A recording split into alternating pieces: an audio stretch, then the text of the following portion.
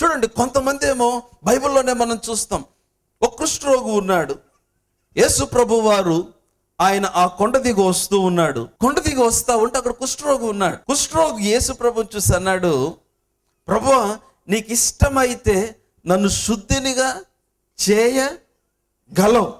చూడండి, ఈ వ్యక్తి ఏమి నమ్మాడంటే యేసు ప్రభు చేయగలడని నమ్మాడు, కానీ చేయటానికి ఇష్టపడుతున్నాడని నమ్మల. నీకు ఇష్టమైతే నువ్వు చేయగలవు అంటే నువ్వు చేస్తావు, నాకు తెలుసు ఆ విషయం, కానీ నాకు చేయటం నీకు ఇష్టమో లేదో నాకు తెలియదు. అది ఇతని సమస్య. ఇంకో సందర్భంలో, ఇంకో పర్యాయం, ఇద్దరు గుడ్డివారు యేసు ప్రభుని వెంబడిస్తా ఉన్నారు. యేసు ప్రభుని వెంబడిస్తా వాళ్ళు కేకలేస్తున్నారు, ప్రభువా, దావీదు కుమారుడా, మమ్మల్ని కరుణించు, మమ్మల్ని కరుణించు అంటే యేసు ప్రభు వారు వాళ్ళ వైపు తిరిగి ఒక ప్రశ్న అడిగారు. ఏమని అడిగారంటే, నేను దీనిని చేయగలనని మీరు నమ్ముచున్నారా? ఒక కుష్ఠరోగి పరిస్థితి ఏమో చేయగలడని నమ్ముతున్నాడు, చేయటానికి ఇష్టపడుతున్నాడో లేదో నమ్మటం లేదు. వీళ్ళేమో చేస్తాడని నమ్ముతున్నారు, చేయటానికి ఇష్టే నమ్ముతున్నారు, కానీ ఆయన చేయగలడో లేదో అన్న కొంచెం ఆలోచన. అందుకని ప్రభు ఏమడిగాడంటే, నేను ఇది చేస్తానని మీరు నమ్ముచున్నారా అని అడగల, నేను అసలు ఇది చేయగలనని మీరు నమ్ముచున్నారా? ఇప్పుడు ఆయన చేస్తాడనే వాళ్ళ వెనకాల వచ్చారు ఆయన దగ్గరికి, ఆయన చేస్తాడనే ఆయన వెంబడించారు వాళ్ళు. కానీ ప్రభు అది ప్రశ్న. కొంతమంది ఏమో దేవుడు చేయగలడని నమ్ముతారు, కొంతమంది ఏమో దేవుడు చేయగలడు కానీ ఆయన నా జీవితంలో చేస్తాడో లేదో. ఆయన చేయగలడు కానీ నాకు చేయటానికి ఆయనకి ఇష్టమో లేదో. రకరకాల ప్రశ్నలు. ఈ రాత్రి ప్రభు మీతో ఒక మాట మాట్లాడుతున్నాడు. ఆయన చేయగలడు, చేయటానికి ఇష్టపడుతూ ఉన్నాడు. హల్లెలూయా.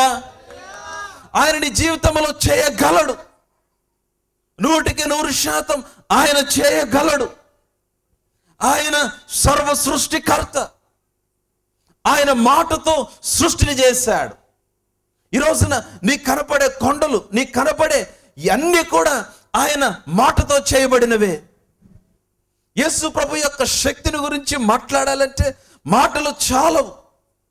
యేసు ప్రభు యొక్క శక్తి, ఆయన ఎంత శక్తిమంతుడంటే సమాధి ఆయనని బంధించలేకపోయింది, మరణము ఆయనని బంధించలేకపోయింది, సాతాను ఆయనను బంధించలేకపోయింది, లోకము ఆయనను బంధించలేకపోయింది, ఈ లోక అధికారులు, లోక అధిపతులు ఆయనను బంధించలేకపోయింది. ఈ రోజున చరిత్ర ఆధారాలు కూడా ఉన్నాయి.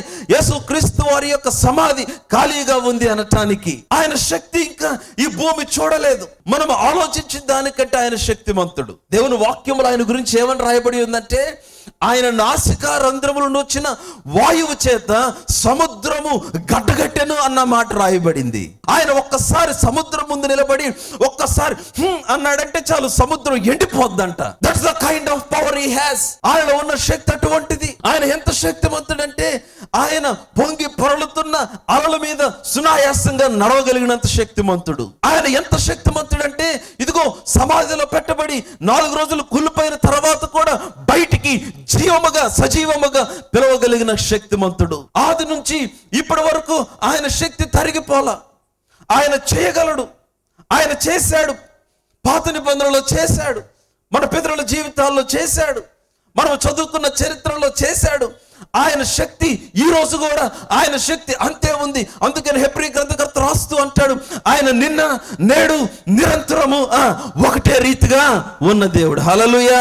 ఇశ్రాయేలు కొరకు ఎర్ర సముద్రాన్ని ఆయన పాయలు చేయగలిగితే ఈ రోజున నీ కొరకు ఆయన ఏమైనా చేయగలడు. ఇశ్రాయేలు కొరకు బండను చీల్చి దాహాన్ని తీర్చగలిగితే ఈ రోజున నీ కొరకు ఆయన చేయగలడు. ఇశ్రాయేలు కొరకు దాదాపు 25 లక్షల మంది పైగా ఉన్న జనము కొరకు ఆయన అన్ని సంవత్సరాలు, అన్ని దినాలు వారికి ఆకాశము తెరచి మన్నాను కురిపించి 3 పూటలు పోషించగలిగితే ఆయన నీ కొరకు ఆయన ఏమైనా చేయగలడు.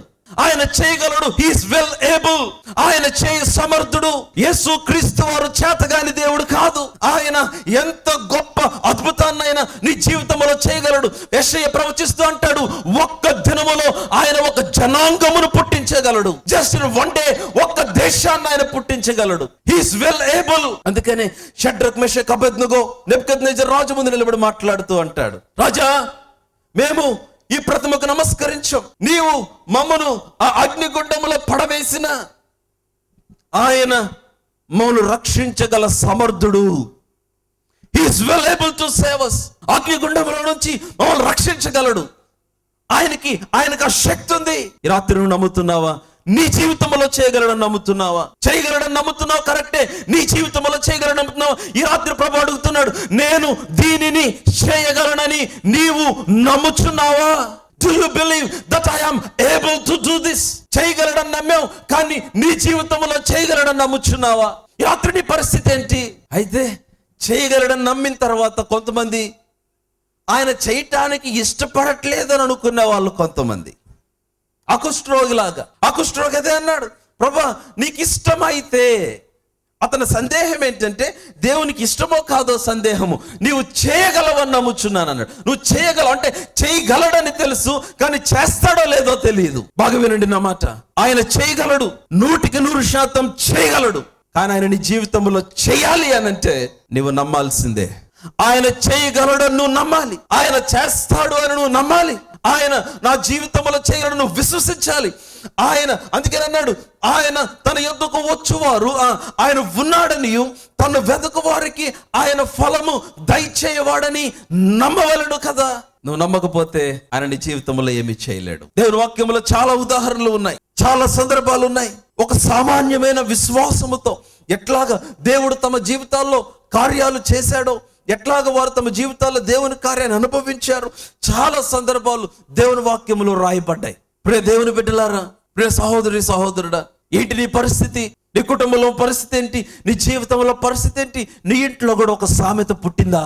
ఇక అయిపోయిందిలే, ఇక జరగదులే, ఇంక కష్టంలే, దర్శనములు నిరర్ధకమైపోయినాయి, వాగ్దానాలు నిరర్ధకమైపోయినాయి, ప్రార్థనలు నిరర్ధకమైపోయినాయి, నా కన్నీరంతా వృధా అయిపోయింది. అట్లా నిరుత్సాహానికి వెళ్ళిపోయిన చాలా మంది భక్తులు కూడా ఉన్నారు. బైబిల్లో ఒక భక్తుడు, శ్రేష్టమైన దైవజనుడు యోబు కూడా ఒకసారి ఇట్లాంటి నిరుత్సాహంలోనికి వెళ్ళిపోయాడు. చాలా కృంగిపోయాడు.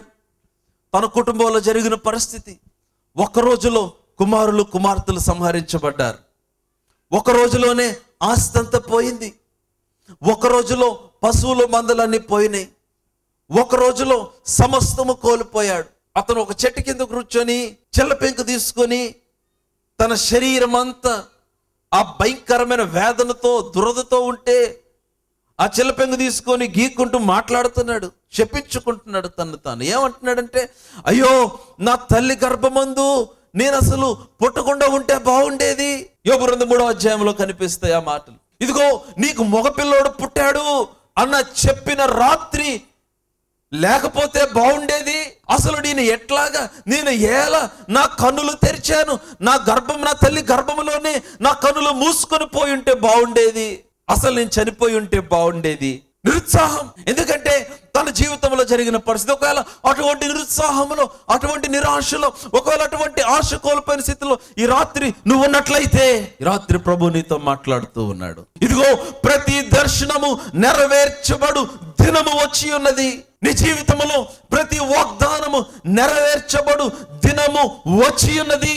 ఈ రాత్రి నువ్వు నమ్మగలిగినట్లయితే, ఈ రాత్రి ఆయన ఎద్దుకు వచ్చి, ప్రభు నేను నమ్ముచున్నాను, ఆయన నువ్వు చేయగలవని నమ్ముచున్నాను, నువ్వు చేస్తావని నమ్ముచున్నాను, నా జీవితంలో ఖచ్చితంగా చేస్తావని నేను విశ్వసిస్తున్నాను ఆయన నువ్వు చెప్పగలిగినట్లయితే, ఈ రాత్రి ఆయన నీ జీవితంలో చేయటానికి సిద్ధంగా ఉన్నాడు. వస్తావా ప్రభు దగ్గరికి?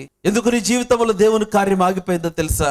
ఆయన శక్తి తరిగిపోయి కాదు, లేకపోతే ఆయన చేయటం చేతగాక కాదు, ఆయన చేయటానికి ఇష్టపడక కాదు, నీవు ఆయన నీ జీవితంలో పని చేయటానికి నీవు అనుమతించకపోవటం వల్లనే నీలో అవిశ్వాసం కనపడాల.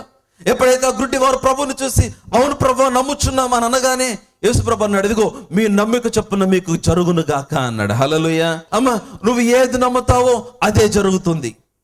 It shall be done according to you what you believe. నీ నమ్మిక చొప్పున. చాలా మంది అనుకుంటారు, దేవుడు లేకపోతే నా జీవితంలో పని అవ్వదా, దేవుడితో నాకు పని ఏంటి? డబ్బు సంపాదిస్తే, మంచి పరపతి సంపాదిస్తే, మంచి పేరు సంపాదిస్తే, మంచి సర్కిల్ సంపాదిస్తే, మంచి బ్యాక్గ్రౌండ్ ఉంటే, మంచి పేరుంటే ఇవన్నీ సరిపోతారు అనుకున్నాడు. అమ్మ, అవన్నీ ఉన్న వాళ్ళు కూడా ఏమి లేని ఒట్టివారుగా ఈ లోకాన్ని దౌర్భాగ్య స్థితిలో విడిచి వెళ్ళిపోయిన సందర్భాలు చరిత్రలో ఉన్నాయి. వెళ్ళి చదువుకోండి. ఈ రోజున మానవుని జీవితంలో దేవుని ప్రాధాన్యత తగ్గిపోయింది. ఈ రోజున చాలా సార్లు మానవుడు అనుకుంటాడు దేవుడు లేకపోయినా పని అయిపోద్ది అనుకుంటాడు. ఏదైనా అనారోగ్యం వస్తేనో, లేకపోతే ఏదైనా ఆర్థిక ఇబ్బంది వస్తేనో, లేకపోతే ఏదైనా సమస్య వస్తేనో, ఏదో ఇబ్బంది వస్తేనో, కాదండి దేవుడు ఇదిగో ఏమీ లేకపోయినా అన్ని ఉన్నా కూడా నీ జీవితంలో నీకు దేవుడు అవసరం. డబ్బు చేయలేనిది, నీకున్న ఆస్తులు చేయలేనివి, నీకున్న ఆ యొక్క బ్యాక్గ్రౌండ్, నీకున్న పేరు ప్రఖ్యాతులు చేయలేనివి ప్రభు అయిన యేసు క్రీస్తు వారు ఒక్కడే ఆయన నీ జీవితంలో చేయగలడు. చాలా మంది మాకు డబ్బు ఉందండి, డబ్బున్న వాళ్ళు ఈ రోజున సమస్యల్లో ఉంటాం మనం చూస్తూ ఉన్నాం. ఇద్దరు చిన్నప్పుడు కథ చెప్పేవాళ్ళు కదా. ఒక ముసలాయన గుడిసెలో ఉండేవాడంట. ఆయన చక్కగా రోజు ఏముంది, ఆయనకు ఒక మంచం, చిన్న ట్రంక్ పెట్టి ఆ గుడిసెలో ఆయన మాత్రం ఉండేవాడు. ఎప్పుడో ఏదో ఒక రోజు ఒక లాటరీ దగ్గర ₹1,00,000 వచ్చినాయంట. ₹1,00,000 వస్తే ఆ ₹1,00,000 తీసుకొని ఎక్కడ దాచిపెట్టుకోవాలో తెలియక ఇంట్లో మంచం కింద పెట్టుకొని రోజు గుడిసె బయట కూర్చునేవాడంటే ఈయన. ఎందుకు? ఎవరినో కొట్టేస్తారేమోనని. సరే, ఎవరో దారిని పోతా బాగా పరిచయస్తుడు ఒక అతను అడిగాడంటే ఈ ముసలాన్ని, పెద్ద అయినా ఏంటి ఈ మధ్య రాత్రులు పడుకోవట్లేదు ఏంటి, చక్కగా ఇదివరకు నిద్రపోయేవాడంటే, ఏం చెప్పమంటావయ్యా, లాటరీ వచ్చిందిగా మొన్న ₹1,00,000, అవి రాకముందే సుఖంగా తిని పడుకునేవాడిని, అవి వచ్చిన తర్వాత నుంచి నాకు నిద్ర లేదు, పని లేదు, మనశ్శాంతి లేదు, అయ్యవడు కొట్టేస్తాడా అన్న బాధే నాకు. నువ్వు అనుకుంటున్నావు డబ్బు అన్నిటికీ పరిష్కారం అని, నువ్వు అనుకుంటున్నావు పేరు ప్రఖ్యాతులన్నిటికీ పరిష్కారం అని, నువ్వు అనుకుంటున్నావు నీ చదువు, నీ జ్ఞానము, నీ విద్య, నీ ఆస్తులు, లేకపోతే నీకున్న సంపద అన్నిటికీ పరిష్కారం అని. మరణము ముందు అందరూ ఒకటే, మరణము ముందు రాజైనా ఒకటే, పేదోడైనా ఒకటే, మరణము ముందు మంత్రి అయినా ఒకటే, ఏమి లేనోడైనా ఒకటే. మరణము నీ ప్రాణాన్ని అడిగినప్పుడు, అందుకని ప్రభువు మనుష్యుడా నీ ప్రాణమునకు ప్రతిగా నువ్వు ఏమివ్వగలవు? మరణము నీ ప్రాణం అడిగినప్పుడు నీ దగ్గర డబ్బు ఉంది కదా అని డబ్బిస్తే మరణం నిన్ను విడిచి వెళ్ళిపోద్దా చెప్పండి నాకు? నీ దగ్గర పేరు ప్రఖ్యాతులు ఉన్నాయి కదా అని మరణం వచ్చి నీ ప్రాణాన్ని అడిగినప్పుడు ఏదైనా మంత్రి రికమెండ్ చేస్తే మరణం నిన్ను విడిచి వెళ్ళిపోద్దా చెప్పండి? మరణం ముందు ఎవరైనా సరే తల వంచి చేతులు చాపి మరణానికి అప్పగించుకోవాల్సిందే. మట్టి నుండి చేయబడిన ప్రతి మానవుడు ఎవడైనా సరే తిరిగి మట్టికి తిరిగి వెళ్లాల్సిందే. అయితే నీవు మరణించినప్పుడు యేసుక్రీస్తు వారు గనక నీ హృదయంలో లేకపోతే నీవు నిత్య నరకాగ్నికి వెళ్ళిపోయే ప్రమాదం ఉంది. దేవుడితో నాకేంటి పని అనుకుంటున్నావు నువ్వు? దేవుడు నా జీవితంలో ఏం చేయని అవసరం లేదు అనుకుంటున్నావు? ప్రియ దేవుని బిడ్డలారా, ఇదిగో ప్రతి మానవుని యొక్క హృదయంలో నేనంటాను ఒక శూన్యము, ఒక వాక్యూమ్ సృష్టించబడింది. ప్రతి మనిషి హృదయంలో ఒక ఖాళీ ఏర్పడింది. ఏంటా ఖాళీ అంటే అది దైవ సంబంధమైన ఖాళీ. It's a God shaped vacuum. దేవుడు మాత్రమే ఆ ఖాళీలో పట్టగలడు. ఇక నువ్వు దేంతో ఆ ఖాళీ నింపుకున్నా ఆ ఖాళీ పూర్తి చేయబడదు. అనేక పర్యాలు మనిషికి నిరుత్సాహం వచ్చినప్పుడు, మనిషికి దిగులు వచ్చినప్పుడు, బాధ వచ్చినప్పుడు, వేదన వచ్చినప్పుడు చాలా సార్లు మనుషులు ఏం చేస్తారంటే ఆ వాక్యూమ్ అనగా ఖాళీని, ఆ శూన్యాన్ని నింపుకోవటానికి కొంతమంది సినిమాలకు వెళ్తారు, కొంతమంది స్నేహితులతో బయటకు వెళ్తారు, కొంతమంది మందు షాప్కి వెళ్ళి మందు తాగుతారు, కొంతమంది బయట తిరుగుతారు, కొంతమంది ఏదో ఒక కార్యకలాపాలు నిమగ్నమయ్యి ఏదో విధంగా ఆ ఖాళీని నింపుకోవటానికి పూర్తి చేస్తారు. కానీ అవన్నీ కూడా తాత్కాలికమైనవే.